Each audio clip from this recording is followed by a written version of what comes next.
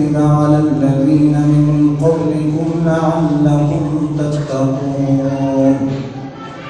قال الله عز وجل في مقام آخر: قل لا أسألكم عليه أجرا إلا المودة في القربى.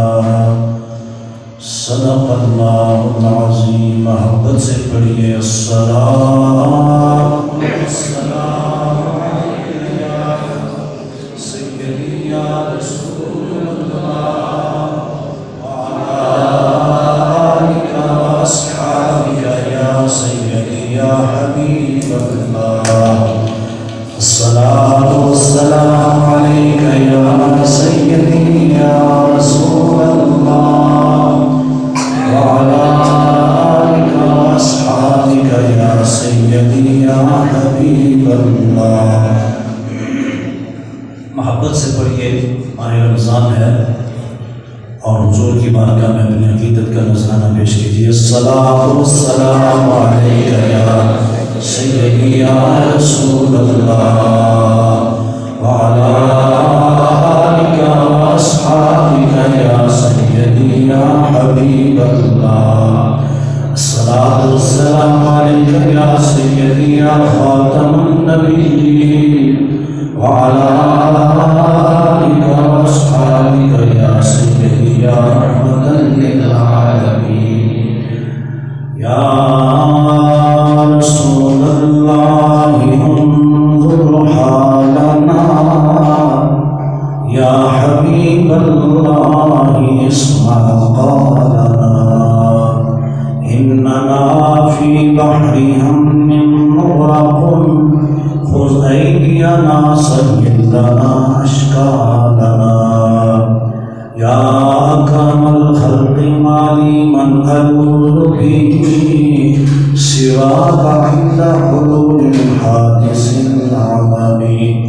لي خمسة نطفي بها حر الوباء الخاتمة المصطفى والمرتضى وابنهما والفاطمة.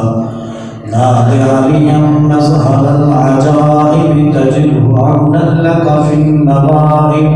كل هم وغم سينجلي بعظمتك يا الله وبنبوتك يا محمد وبولايتك يا علي يا علي أدركني في سبيل الله. رب اشرح لي صدري ويسر لي أمري واحلل عقدة من لساني يفقهوا قولي. حمد و صلاۃ کے بعد معزز و محتشم سامعین و ناظرین، رب ذوالجلال کے فضل اور توفیق سے رحمت عالم صلی اللہ علیہ وآلہ وسلم کی نگاہ رحمت سے آج ہم سب کو مسجد کی نئی تعمیر کے بعد پہلا جمعہ یہاں پڑھنے کی سعادت حاصل ہو رہی ہے. اللہ تعالیٰ کا لاکھ بار کروڑ بار شکر ہے اس نے ہمیں یہ توفیق عطا فرمائی کہ ہم نے اس کے اس مقدس گھر کو بنایا، اس میں حصہ لیا اور جیسے جیسے جس سے ہو سکا اس نے اپنا حصہ ڈالا، تعاون کیا. اللہ سب کی حاضری قبول و منظور فرمائے. کوشش فرمائیں کہ آگے والے صفوں میں آئیں، صفیں مکمل کرتے ہوئے بیٹھتے جائیں. ایک تو مجلس کے آداب یہ ہیں، صحابہ کرام جب حضور کی محفل میں بیٹھتے تھے تو اگلی جگہ کو پور کرتے ہم سارے حضرات اٹھ کے اپنے مسلے لے کے آگے آ جائیں، بالکل جڑ کے بیٹھیں، چونکہ آنے والے لوگوں کو دقت ہوگی نا. پھر اس وقت ہم آپ کو کہیں کہ آگے آئیں، پھر لوگ کو گردن پھلانگے گا تو آپ کو بھی ہوگا. بچے اٹھ کے آخری صف میں چلے جائیں. جو چھوٹے بچے ہیں ماشاءاللہ آپ آخری صف میں جا کے بیٹھ جائیں تاکہ بڑوں کو آگے جگہ مل سکے.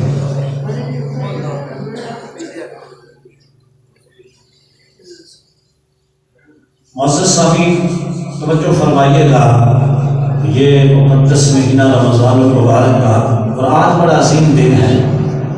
جمعہ المبارک رمضان کا پہلا ہمیں نصیب ہو رہا ہے، جس کی ہر گھڑی میں اللہ تعالیٰ 10 لاکھ گنہگاروں کو جہنم سے آزاد فرماتا ہے. اور اللہ کریم نے ہم پر یہ احسان فرمایا ہے کہ اس رب کائنات نے ہم سب کو جمعہ المبارک کا یہ عظیم دن عطا فرمایا، اور آج سیدہ طیبہ طاہرہ سیدہ خاتون جنت فاطمہ الزہراء رضی اللہ تعالی عنہا آپ کا یوم وصال ہے، اور بڑا عظیم دن ہے کہ آج کے دن سیدہ خاتون جنت فاطمہ الزہراء رضی اللہ تعالی عنہا پیدا ہوئی۔ چند معروضات میں رمضان کی عظمت کے حوالہ سے عرض کروں گا، اور کچھ گزارشات سیدہ خاتون جنت کے حوالہ سے جو کہ ان کی بارگاہ میں بھی حاضری ضروری ہے۔ تو یہ وہ عظیم الشان دن ہے۔ اب دیکھیں، کسی عظیم ہستی کا دن بنانا اور اس کی یاد میں کچھ کہنا اور دنوں کو مختص کرنا، یہ خود اللہ کی سنت ہے۔ کہیں سبحان اللہ۔ آپ نے تازہ دم ہو کے بیٹھنا ہے، مجھے پتہ ہے آپ کو روزہ ہے، لیکن عاشق وہ ہوتا ہے کہ بھوک میں بھی محبوب کا ذکر نہ چھوڑے۔ تو اب اللہ تعالیٰ نے ایک مقام پہ فرمایا، توجہ فرمانا، وَسَلَامٌ عَلَيْهِ يَوْمَ وُلِدَ وَيَوْمَ يَمُوتُ وَيَوْمَ يُبْعَثُ حَيًّا۔ اپنے پیغمبر جناب یحییٰ علیہ السلام کے بارے میں اللہ نے قرآن میں فرمایا، ہمیں قرآن پیش کر رہا ہے کہ سلام ہو یحییٰ پر جس دن وہ پیدا ہوئے۔ بولے بولے سبحان اللہ۔ سلام ہو یحییٰ پر جس دن وہ یوم ولیدہ، جس دن یحییٰ پیغمبر کا میلاد ہوا، اللہ فرماتا ہے اس دن یحییٰ پر سلام۔ یحییٰ پر سلام ہو جس دن یحییٰ پیدا ہو، اور جس دن یحییٰ کے نبی امام اور آقا محمد مصطفیٰ پیدا ہو، اس دن پر لاکھوں سلام۔ اس لیے ہم میلاد بناتے ہیں کہ اللہ نے خود اپنے نبیوں کے میلاد کا ذکر قرآن میں کیا۔ یوم ولیدہ وَيَوْمَ يَمُوتُ، اور کہا جس دن میرا پیغمبر یحییٰ دنیا سے اٹھے گا، پردہ کرے گا، اس دن بھی سلام۔ جی وَيَوْمَ يَمُوتُ، جس دن دنیا سے جائے اس دن پر بھی سلام ہو، بولو اس دن پر بھی سلام۔ وَيَوْمَ يُبْعَثُ حَيًّا، اور جس دن پیغمبر کو دوبارہ زندہ اٹھایا جائے قبر سے، اس دن پر بھی سلام۔ اللہ نے خود دن مختص کیے کہ نہیں؟ اس لیے ہم بھی کبھی قل کی فاتحہ، کبھی 40ویں کی یہ دن مختص کرتے ہیں۔ ارے دعا تو ہر وقت خدا سنتا ہے، لیکن جیسے آپ منگنی کے لیے، شادی کے لیے، سیاسی مذہبی میٹنگ کے لیے، ویلفیئر کا کام کرنے کے لیے کوئی دن اور میٹنگ طے کرتے ہیں، اسی طرح ہم جانے والوں کے لیے بھی دعا کا اہتمام کا دن طے کرتے ہیں، جمع ہو کے ان کے لیے دعا ہو جائے۔ تو اس لیے آج اس ہستی کا یوم وصال ہے جسے سیدہ خاتون جنت فاطمہ الزہراء کہا جاتا ہے، اور رمضان میں آپ کو اللہ نے یہ اعزاز بخشا کہ اب اپنے حال کے حقیقی سے جانیں گے۔ رب العالمین جل جلالہ نے فرمایا، یا ایھا الذین آمنوا کتب علیکم الصیام۔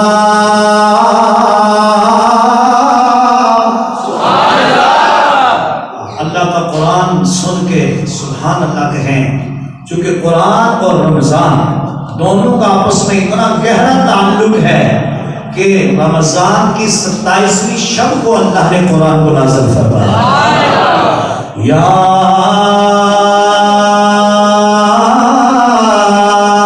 ایھا الذین آمنوا کتب علیکم الصیام۔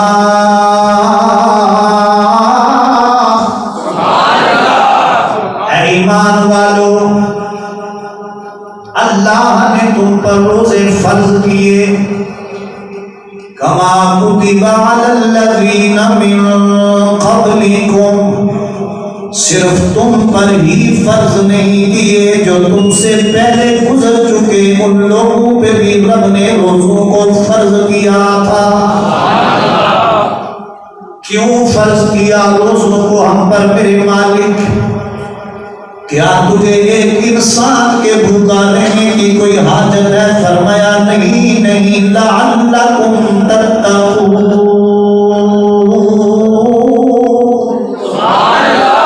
اس لیے روزے فرض کیے تاکہ تم پرہیزگار بن جاؤ، متقی بن جاؤ، خدا سے ڈرنے والے بن جاؤ، خدا کے قریب ہو جاؤ، خدا تمہارے قریب ہو جائے، تم خدا کے دوست بن جاؤ، خدا تمہارا مددگار بن جائے۔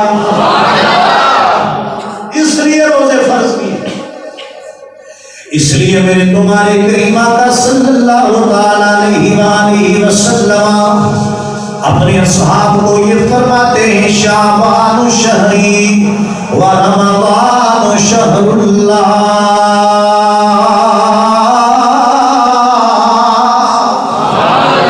فرمایا شعبان میرا مہینہ ہے، رمضان میرے خدا کا مہینہ ہے۔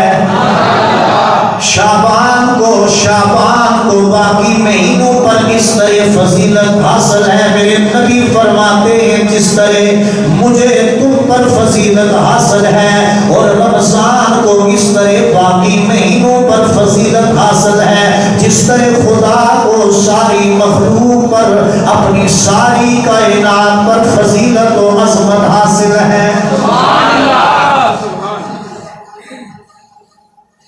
اس کی رحمتوں کا دریا، اس کی بخششوں کا دریا ہر وقت بہ رہا ہے۔ تو روزے کیوں فرض کیے گئے؟ کہ ہم پرہیزگار بن جائیں۔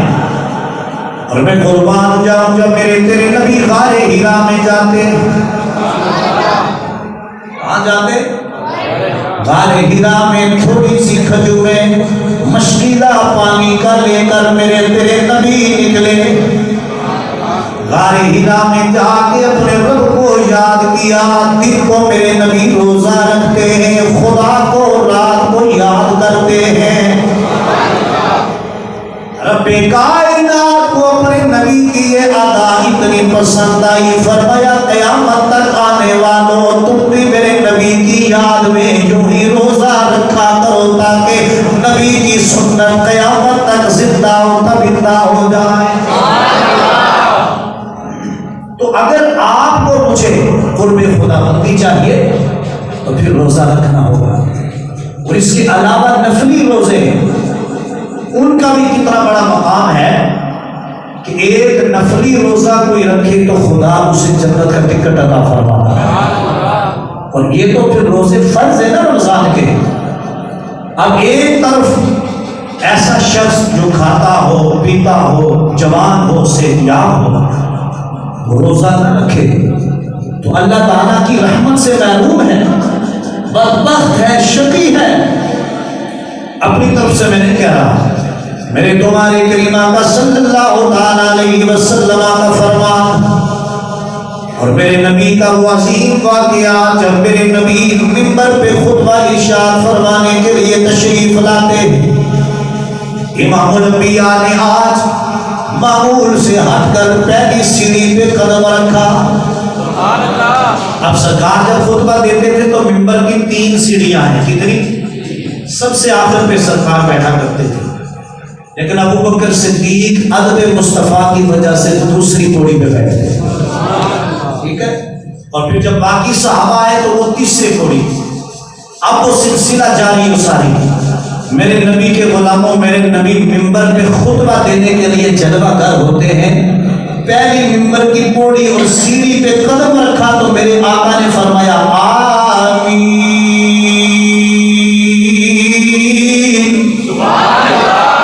میرے نبی نے جب آمین کہا، دوسرا قدم مبارک اٹھایا، دوسری سیڑھی پہ قدم رکھا تو فرمایا آمین،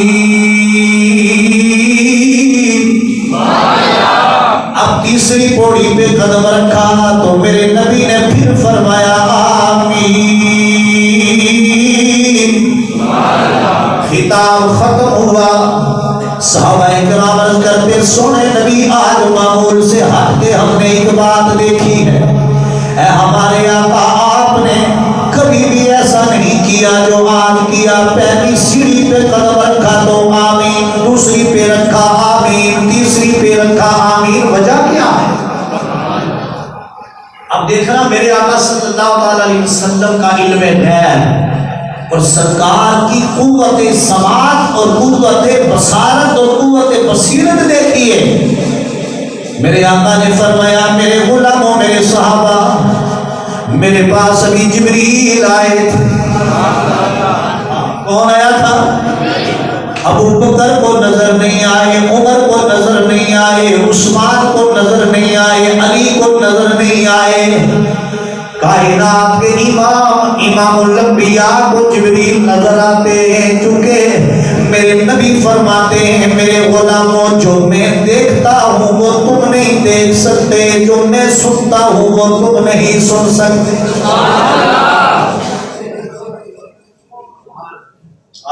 جو میں دیکھتا ہوں وہ تم، جو میں سنتا ہوں وہ تم۔ اللہ نے مجھے وہ آنکھیں عطا فرمائی ہیں کہ میں بیٹھا فرش زمین پہ ہوتا ہوں، میری نگاہ لوہے محفوظ کو بھی دیکھ رہی ہوتی۔ فرمایا جبریل آئے تھے اور جبریل نے آ کے مجھے یہ کہا امام الانبیاء رب العالمین فرماتا ہے میرے محبوب اپنی غلاموں کو بتا دو، رب فرماتا ہے کہ تمہارے جس بھی غلام کو رمضان کا مہینہ خدا نصیب کرے، وہ اس بخشش اور رحمت مغفرت والے مہینے کو پا کر اپنے گناہوں کی معافی نہ مانگ سکے، اپنی بخشش نہ مانگ سکے، اپنے گناہوں کو معاف نہ کروا سکے۔ جبریل نے کہا محبوب خدا فرماتا ہے وہ خدا کی رحمت سے معروم ہے، بڑا ہی بدبخت ہے، شقی ہے، اس کی خاک، اس کی ناک خاک آلود ہو جائے۔ جب جبریل نے یہ دعا کی رب العالمین کے کہنے پر میں مصطفیٰ نے آمین کہا کہ جسے رمضان کا مہینہ مل جائے، بخششوں والا مہینہ، اپنے گھر سویا رہے، روزہ نہ رکھے، 5 وقت کی نماز نہ پڑھے، نماز تراویح کے لیے مسجدوں کا رخ نہ کرے، یا کسی عذر کے بنا پہ مسجد نہ آ سکا گھر ادا نہ کرے، اتنی بخششوں والا مہینہ پا کے بھی اپنی مغفرت نہ کروا سکے، خدا کی رحمت سے محروم ہو گیا ہے۔ اور دوسری کوڑی پہ جب میں نے قدم رکھ کے آمین کہا تو جبریل نے مجھے بتایا میرے محبوب آقا رب العالمین فرماتا ہے میرے نبی اپنے بندوں کو غلاموں کو بتا دو، اللہ کریم فرماتا ہے کہ تم ان بندوں میں سے کوئی بھی اپنے ماں باپ کو پائے، دونوں کو، اگر دونوں زندہ ہیں تو دونوں کو، اگر ایک فوت ہو گیا تو دونوں میں سے کسی ایک کو پایا، ان کی خدمت کر کے، ان کی دعائیں دے کے، ان کی فرمانبرداری کر کے اپنی بخشش نہ کروا سکا، وہ بھی خدا کی رحمت سے محروم ہے۔ میں نے اس پہ بھی آمین کہا۔ اور تیسرے نمبر پہ جبریل نے کہا میرے سونے محبوب نبی رب کریم فرماتا ہے اے میرے سونے نبی بتا دو اپنے ان غلاموں کو کہ جب بھی میرے محبوب کا نام محمد سنے، سن کر میرے نبی پہ درود کوئی نہ بھیجے، لبوں کو سیکھ کے بیٹھا رہے، اپنے آپ کو بڑا سمجھ کے بیٹھا رہے، میرے محبوب تیری ذات پر درود نہ بھیجے، وہ بھی خدا کی رحمت سے محروم ہے، مایوس ہے، بدبخت ہے، اس کی خوش بختیاں بدبختی میں تبدیل ہو گئی، چونکہ محمد جیسا محبوب ملے، نام آئے، درود نہ بھیجے، یہ کیسے ہو سکتا ہے؟ لہذا میرے محبوب نبی رمضان کا مہینہ جسے خدا عطا کرے اپنی بخشش نہ کروائے وہ بھی بدبخت ہے، اور جو ماں باپ کو پائے دونوں یا دونوں میں سے ایک کو اپنی بخشش نہ کروا سکے وہ بھی بدبخت، خدا کی رحمت سے محروم ہے۔ اور تیسرے نمبر پہ جس کے سامنے آپ کا نام لیا جائے، اے محبوب آپ کی ذات پر درود نہ بھیجے، خدا فرماتا ہے میں اپنی رحمتوں کا رخ اس سے پھیر لیتا ہوں، میں اس سے ناراض ہو جاتا ہوں۔ گلشن عرفان اور دائیں بائیں سے آنے والوں آج ذرا توجہ چاہوں گا، کیا رمضان کا مہینہ ہمیں ملتا ہے، ہم اس کی عقیدت و احترام کر کے روزے رکھ کے گناہوں کی معافی مانگتے ہیں یا نہیں؟ اگر مانگتے ہیں تو ہم خوش بخت ہیں، نہیں مانگتے اپنی کوشش نہیں کروا سکے تو ہم بدبخت ہیں۔ اور دعا جبریل رب کے کہنے پہ کرے آمین، آمینہ کے لال کہیں دعا رد کیسے ہو سکتی ہے؟ گھروں میں بیٹھے ہوئے لوگ، چھپ کے روزے کھانے والے، پورا دن مسجد میں آ کے نماز نہ پڑھنے والے، یہ بدبخت لوگ ہیں۔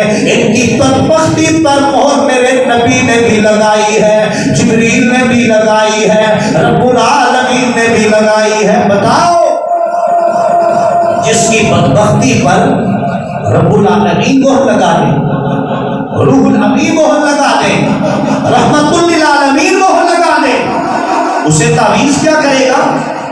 اسے کسی مزار کی حاضری کیا کرے گی؟ اسے دولت کیا کرے گی؟ وہ تو بدبخت ہو چکا ہے۔ آج بھی ہمارے معاشرے میں بڑے بڑے لوگ، یقین جانیے بعض لوگ شریعام کھاتے پیتے نظر آتے ہیں، ایک ذرا بھی ان کو حیا نہیں کہ اللہ نے بخشش والا مہینہ عطا فرمایا ہے۔ اور آپ حیران ہو گے، یہ امریکہ، یہ جاپان، یہ آپ کا پاکستان، آپ کسی بڑے ڈاکٹر سے پوچھیں، اب سائنسدانوں نے تحقیق کی ہے کہ انسانی صحت کے لیے 360 دن ہے سال کے، ان میں کتنے دن بھوکا رہنا ضروری ہے اور کتنے گھنٹے؟ تو کہتے ہیں 8 10 سے لے کر 15 17 گھنٹوں تک 29 یا 30 دن سال میں جو بندہ بھوکا رہتا ہے اسے بہت ساری بیماریوں سے نجات مل جاتی ہے۔ کوئی بھی کام میرے خدا اور میرے مصطفیٰ کا حکمت سے خالی نہیں ہے۔ میرے آقا علیہ السلام فرماتے صوموا تصحوا، میرے آقا فرماتے روزہ رکھو اللہ تمہیں صحت عطا فرمائے۔ کون فرماتا؟ امام الانبیاء، کہ تم روزہ رکھو اللہ تعالیٰ تمہیں صحت یاب فرمائے گا۔ اور اکثر یہ بڑے بڑے ڈاکٹر ابھی ان کے پاس جاتے ہیں، وہ کہتے ہیں جتنے لوگ کھانے پینے والے نا جو بار بار کھاتے ہیں میدے کے اکثر مریض وہی بنتے ہیں۔ اس لیے صحابہ کرام کے دور میں نا ایک حکیم نے اپنا حکیم خانہ کھول لیا، دکان کھول لی، تو حضور کی بارگاہ میں آگے چند دن گزرے، سرکار کی بارگاہ میں کہتے یا نبی اللہ عجیب بات ہے، میں نے دوائی بنا کے رکھی تھی، پوڑیاں خشک ہو گئی اور آپ کے غلام دوائی لینے ہی نہیں آ رہے، آپ ان کو کیا کھلاتے ہیں، کیا پلاتے ہیں؟ میرے محبوب مسکرا کے فرمانے لگے حکیم صاحب میں تو انہیں کوئی ایسی دوائی نہیں دیتا، ہاں ایک بات ضرور ہے، میرے صحابہ کو جب تک شدید بھوک نہیں لگتی کھانا نہیں کھاتے۔ اتنے ٹلے بولے اور اسی کے رمضان کا مہینہ تے پہلا جمعہ مسکرا کے سبحان اللہ کہو۔ بھئی کیا کرتے میرے صحابہ؟ جب تک شدید بھوک نہ لگے تب تک کچھ کھاتے نہیں ہیں، اور پھر جب بھوک شدید لگے تو کھانے پہ ہاتھ ڈالتے تو ہر لقمے پہ بسم اللہ پڑھ کے کھاتے، کیونکہ جو کھانا شروع کرے بسم اللہ نہ پڑھے تو شیطان ساتھ داخل ہو جاتا ہے۔ تو آقا علیہ السلام نے فرمایا میں نے انہیں بتایا ہوا ہے ہر لقمہ کھاؤ تو بسم اللہ پڑھ کے کھاؤ۔ کچھ ہی بولو نا سبحان اللہ۔ یہ میں آپ کو کہوں گا کہ سبحان اللہ کو آپ دیکھیں، آپ سبحان اللہ کہہ رہے ہیں، میں نے نہیں کہا، آپ نے خود کہا، لیکن یہ ڈھیلا سے انداز نہ اپنائیں۔ میں جہاں تقریر کے لیے جاؤں نا محرم میں، میلاد میں، کہیں بھی الحمدللہ کشمیر پاکستان بری کے لیے میں تو میں لوگوں کو کہتا ہوں جب وہ سبحان اللہ کہنے کا سبحان اللہ اس طرح میرے سامنے نہ کہا کرو یارو، اس لیے کہ آپ جب اپنے گھر میں صبح اٹھتے ہو سامنے درخت پہ دیکھتے ہو وہ کوئل بلبل وہ پرندے چہچہا رہے ہوتے ہیں، ہم کہتے ہیں پرندہ چہچہا رہا ہے، ہم کہتے ہیں کوئل بول رہی ہے، قرآن کہتا ہے بولتی نہیں ہے، یہ تو ذکر خدا کر رہی ہے۔ چھوٹا سا پرندہ اپنی پرسوز آواز میں ذکر خدا کر کے مجھے تجھے جگائے، اور یہ مرغ فجر کے وقت اذان دے کے مجھے تجھے جگائے، کتنا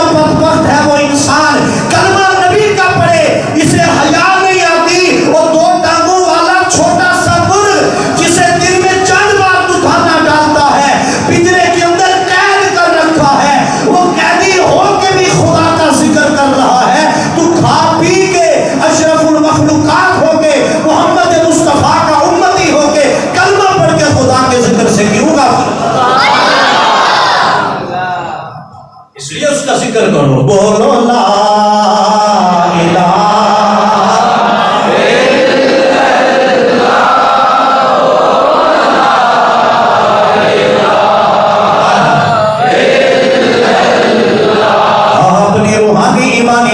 چارج کیجئے، محبت سے بولیے لا الہ الا اللہ،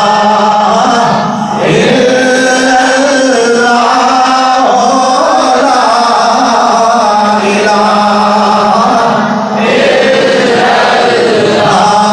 بولو لا الہ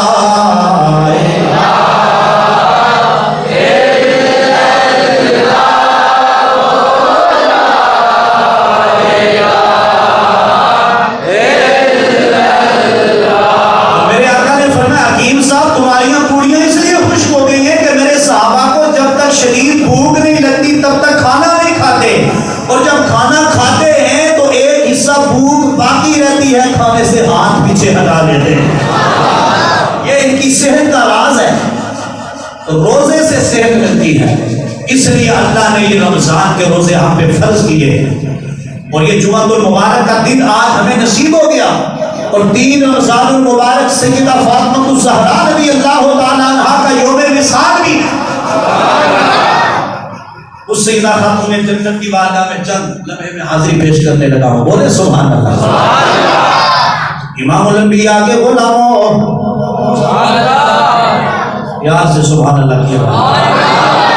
میں آپ سب کو ایک بات بتاؤں نا، یقین جانے جب سیدہ طیبہ طاہرہ رضی اللہ تعالیٰ عنہ کا نام آتا ہے، آنکھیں اشکبار ہو جاتی ہیں، آنکھیں اشکبار ہو جاتی ہیں، اور دل کو قرار آ جاتا ہے، اتنی عظیم ہستی میرے نبی کی۔ کون سیدہ فاطمہ الزہرا رضی اللہ تعالی عنہا،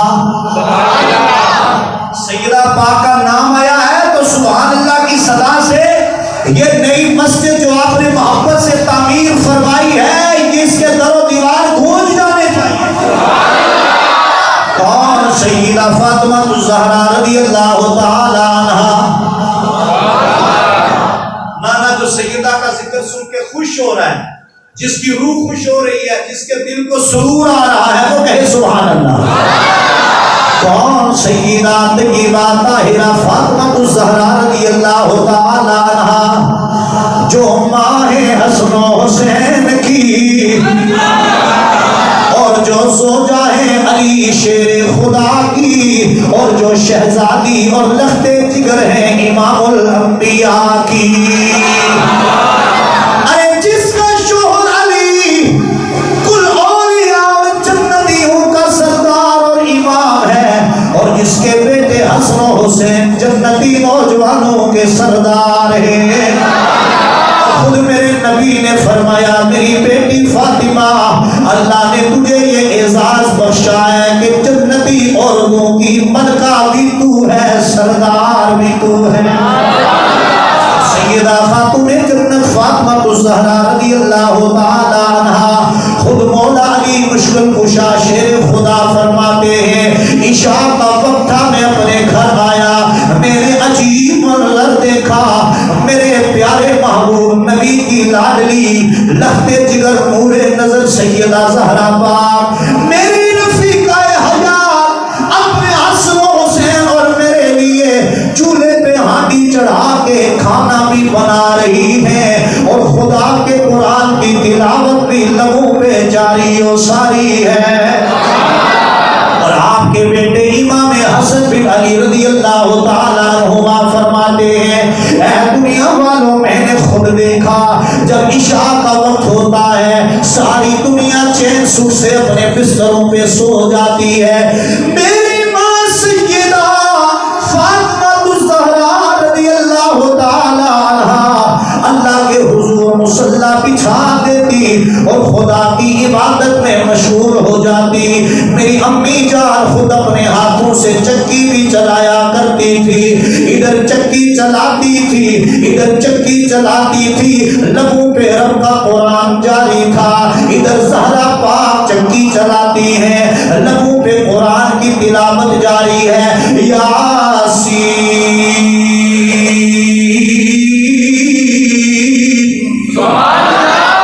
والقرآن الحکیم۔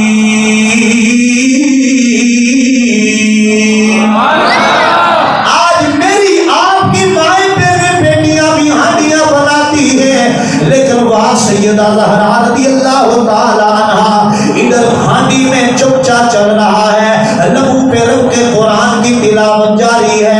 الرحمن علم القرآن خلق الانسان علمہ البیان۔ چکی چلاتی ہے، لبوں پہ رب کے قرآن کے نغمے ہیں، اپنے بابا کی ذات پہ درود و سلام جاری ہے۔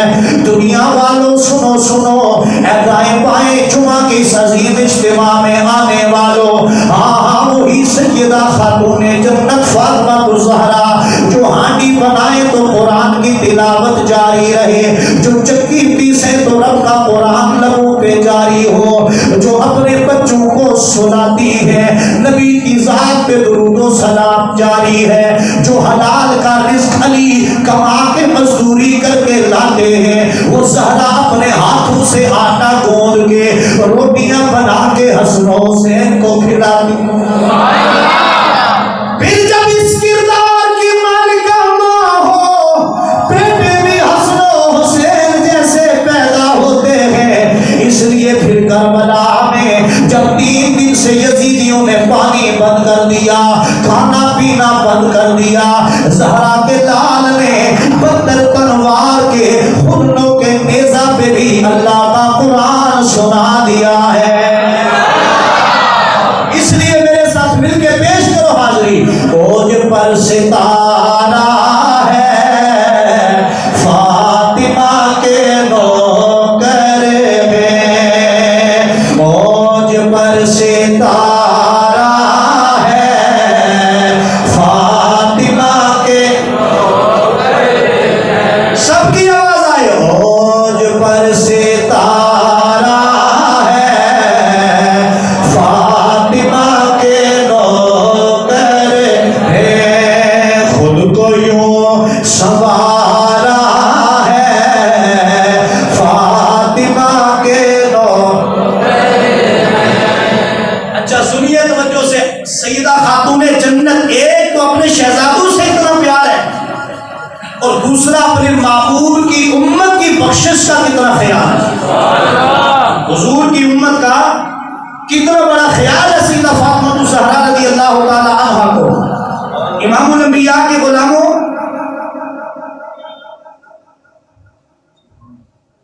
سیدہ خاتون جنت رضی اللہ تعالی عنہ میرے اور آپ کے فکر میں رہتی ہے کہ کسی طرح میرے نانا جان کی امت کی مغفرت ہو جائے۔ اب توجہ ہے سب کی، حضرت سیدنا عثمان غنی رضی اللہ تعالی عنہ محبت میں جھوم کے سبحان اللہ، آپ نے دعوت کی میرے نبی کی، میرے نبی کے صحابہ کی، در رسول پہ عثمان غنی حاضری دیتے، عرض کرتے سیدی یا رسول اللہ، میرا دل کرتا ہے صحابہ کے ساتھ میری دعوت پہ میرے گھر تشریف لے چلیے۔ میرے نبی نے دعوت قبول فرمانی، آگے آگے امام الانبیاء، پیچھے پیچھے صحابہ کا لشکر۔ کتنے پختوں والے کے عثمان غنی کے جن کے گھر میں امام الانبیاء تشریف لے کے جا رہے ہیں، اور ادھر میرے نبی قدم اٹھاتے جاتے ہیں، عثمان غنی ٹکٹکی باندھ کے نگاہیں جما جما کے میرے نبی کے قدموں کو گن رہے ہیں۔ میرے نبی دیکھتے تو آگے ہیں، لیکن میرے نبی کو اپنے غلام کا پتا ہے، چونکہ میرے نبی فرماتے ہیں میرے امتوں، میرے غلاموں، میں آگے بھی اسی طرح دیکھتا ہوں اور پیچھے بھی اسی طرح دیکھتا ہوں۔ اللہ نے مجھے یہ شان اور عظمت عطا فرمائی، میرے آقا جس طرح آگے دیکھتے ہیں ایسے ہی پیچھے دیکھتے ہیں۔ میرے نبی نے پیچھے مڑ کے پوچھا میرے پیارے عثمان، اے میرے عثمان دعوت پہ تو بلایا ہے لیکن میرے قدم کیوں گن رہے ہو، وجہ کیا ہے؟ عرض کرتے ہیں میرے محبوبہ کا میں نے یہ منت مانگی ہوئی ہے کہ جب میرے نبی میری دعوت قبول فرمائیں گے تو میں اپنے آقا کے ہر قدم کے بدلے میں، ہر قدم کے بدلے میں ایک غلام آزاد کروں گا، ایک غلام آزاد کروں گا۔ میرے نبی عثمان غنی کے گھر پہنچے، میرے نبی عثمان غنی کے گھر پہنچے. میرے محبوب علیہ الصلوۃ والسلام کے غلاموں توجہ چاہوں گا. عثمان غنی کے گھر پہنچے, عرض کرتے اللہ کے نبی جتنے قدم آپ چل کے میرے گھر آئے ہیں اتنے ہی قدموں کی تعداد میں ہر غلام کو آزاد میں کروں گا. آقا آپ کے آنے کی خوشی مجھے اتنی ہے. اب وہاں پہ علی المرتضیٰ اور صحابہ سارے موجود. مولا علی شیر خدا گھر آتے ہیں. سیدہ زہرا پاک اپنی رفیقہ حیات سے کہتے ہیں اے نبی کی لاڈلی شہزادی, آج عثمان غنی کو بازی لے گئے ہیں. انہوں نے امام الانبیاء اور صحابہ کو دعوت پہ بلایا ہے اور ہر قدم کے بدلے میں ایک غلام کو آزاد کیا ہے. میرا دل بھی کرتا ہے آقا ہمارے گھر بھی آئے, آقا ہمارے گھر بھی آئے, لیکن اے زہرا ہمارے گھر میں اتنی دولت نہیں کہ سارے صحابہ کی دعوت کر سکے.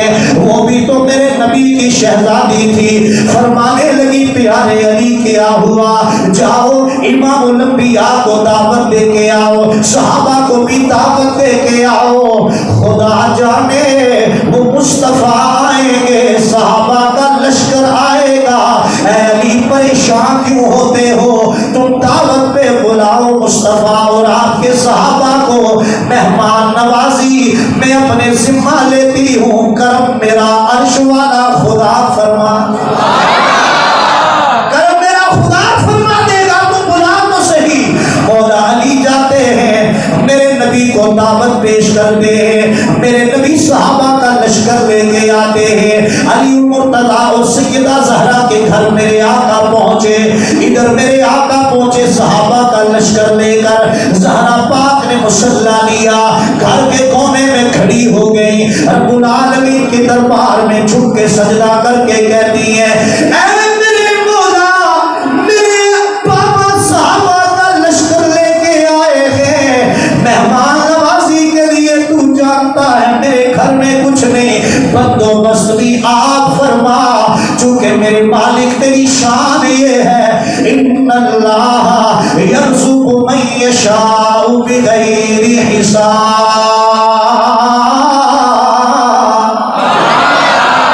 تمہیں حساب دینے والا ہے, تیرے خزانے میں کمی کس بات کی ہے.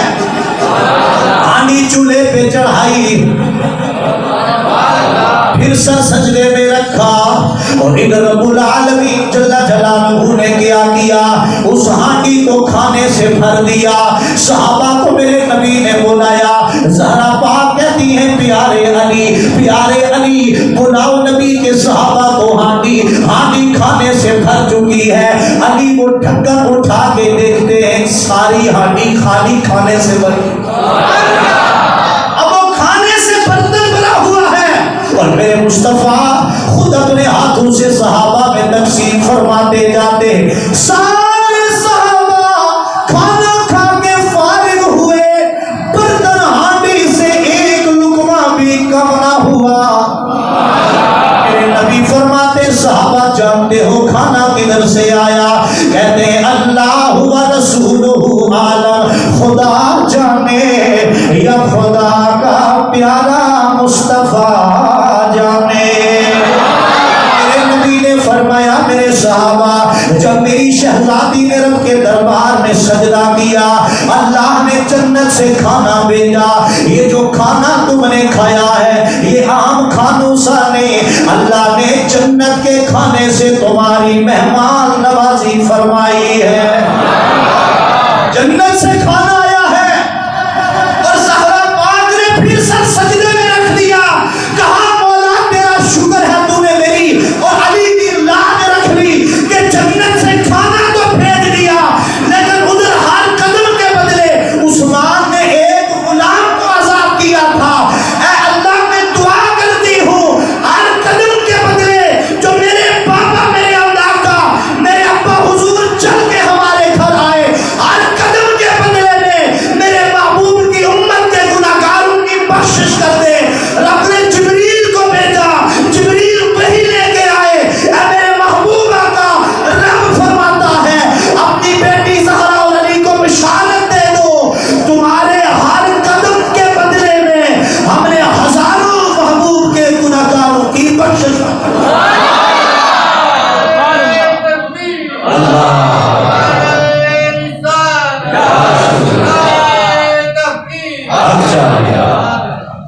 حاضرین اس لیے آج اس ہستی کا یوم وصال ہے، سیدہ خاتون جنت فاطمہ الزہرا رضی اللہ تعالیٰ عنہا کا۔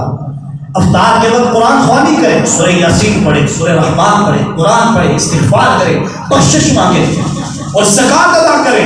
جو لوگ مستحق ہیں ان کو زکات دیں اور اللہ کی بارگاہ میں گر گڑا کے توبہ کریں کہ مولا تو نے ہمیں یہ لمحات عطا فرمائے ہیں، یہ مہینہ عطا فرمایا ہے۔ لوگوں یہ وہ مہینہ ہے میرے مصطفیٰ فرماتے ہیں کہ میرے غلاموں آنسو بہانا تمہارا کام، در خدا پہ آگے جھک جانا تمہارا کام۔ تم 70 سال کے ہو یا 100 سال کے ہو، تمہارے سارے گناہوں کو بخش دینا میرے رب ذوالجلال کا کام۔ آئیے سارے، میرا دل کرتا ہے سارے مل کر سیدہ خاتون جنت کی بارگاہ میں دو اشار میرے ساتھ حاضری لگائیں، پھر سنت ادا کرتے ہیں، محبت سے پڑھیے گا۔ اوج پر ستارہ ہے فاطمہ کے نوکر ہے۔ آپ بات سمجھیں، مسجد انتظامیہ بھی موجود ہے، اتنا بڑا مجمع ہے، ہمارا پہل کا حال آگے آگے بھی ہو جائے، پیچھے بارش بھی ہے، لوگوں کو صفوں میں جگہ مل جائے، باہر بھی سین بھرا ہے، آخری یہ چھت بھی بھرا ہے، آخری چھت بھی بھرا ہے، اتنا بڑا مجمع ہے ماشاءاللہ۔ تو آپ توجہ کریں کہ میں چاہتا ہوں پہلا جمعہ ہمارا، اور ماہ رمضان کا ذکر بھی ہوا، شہزادی کونین کا ذکر بھی ہوا، تو ان کے ذکر سے ہم مسجد کے در و دیوار کا افتتاح بھی کر دیں، سارے ساتھ مل جائیں۔ کتنے خوش بخت ہیں ہم سارے کہ 3 رمضان ہے۔ صرف میں 2 شعر صرف پیش کروں گا، وقت کو ملحوظ خاطر رکھتے ہوئے ٹائم پہ نماز ہو جائے، لیکن کوئی بندہ چپ نہ رہے۔ سارے کے یہ اوج پر ستارہ ہے فاطمہ کے نوکر ہے، اوج پر ستارہ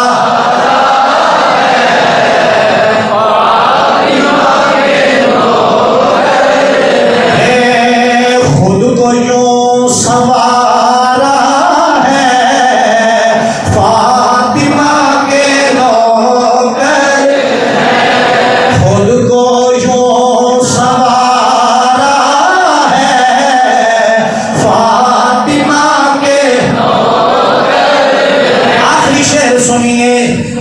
جب کسی نے پوچھا ہے کیا تیرا تعارف ہے، اور جب کسی نے پوچھا ہے کیا تیرا تعارف ہے، دل وہی پکارا ہے فاطمہ کے نوکر ہے۔ سارے کون کون نوکر ہے؟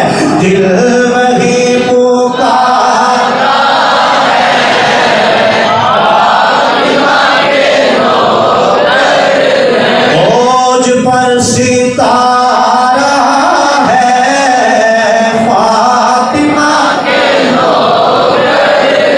آخری حاضری، اوج پر ستارہ